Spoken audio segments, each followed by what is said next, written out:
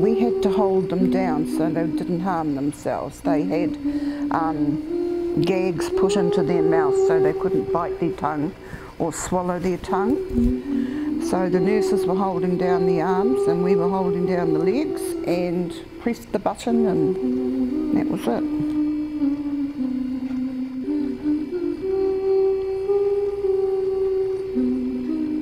I'm Pat Williams and I worked at Kingseed Hospital in 1958. I was 18 and I worked there for 6 to 8 months.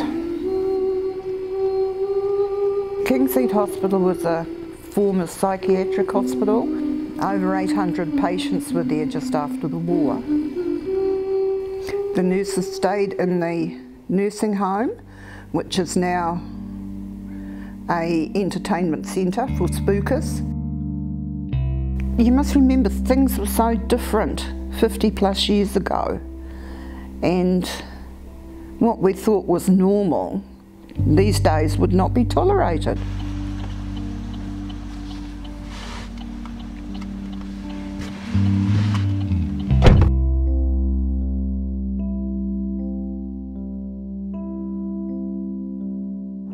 Can you imagine me coming along here, a stranger in a car, after being picked up at Papakura, not knowing where the devil he was taking me.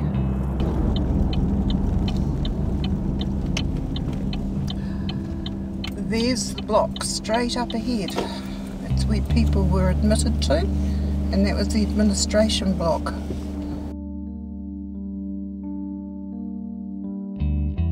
This is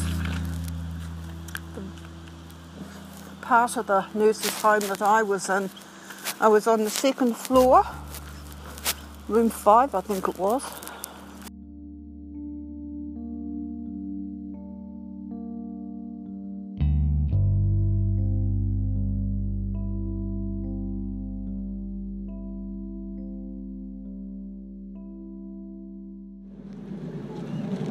I got attacked by a rat in the coal yard once. I did. It's a mess. And it was a home for us nurses that were working here. And it was a nice place to be. But I am sad. Some of the patients were schizophrenic. What we see a lot in the streets today is what a lot of those patients were like, but they were just put there to get rid of from their families.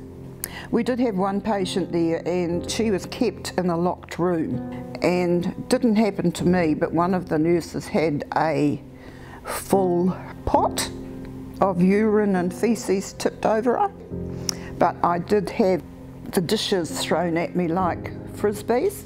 So 2 of us had to go into that room together. We weren't allowed to go in singly. And there was one other patient I remember. We had padded rooms upstairs in the villas, and come full moon, and I know it sounds silly and it might be an old wives' tale, but she used to go bananas when it was full moon, so she was given formaldehyde, her clothes taken off her and put into the padded room so she couldn't harm herself.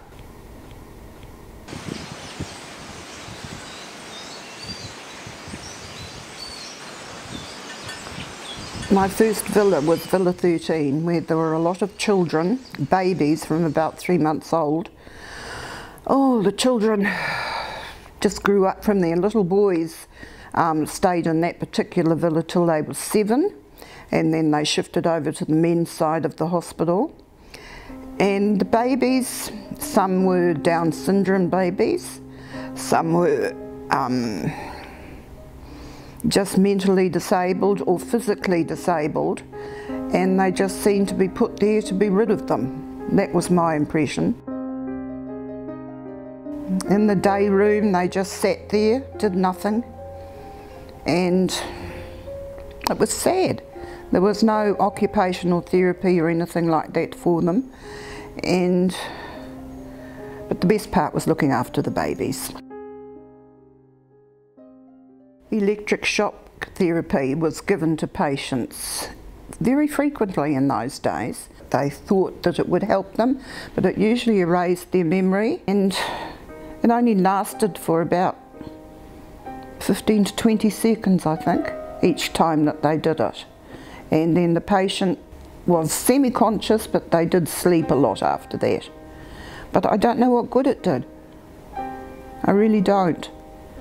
It was the normal thing for patients in mental hospitals to have, was the ECT. It was, nobody thought it was any different, but I can't see that it helped anyone, except erasing their memories, which it did. They were put there by their families, and to get rid of them. That was the feeling that I got, that the families couldn't cope. And I can understand that, because some of them would have been quite destructive at home. We did become attached to some of them, and that was hard when you were shifted to another villa.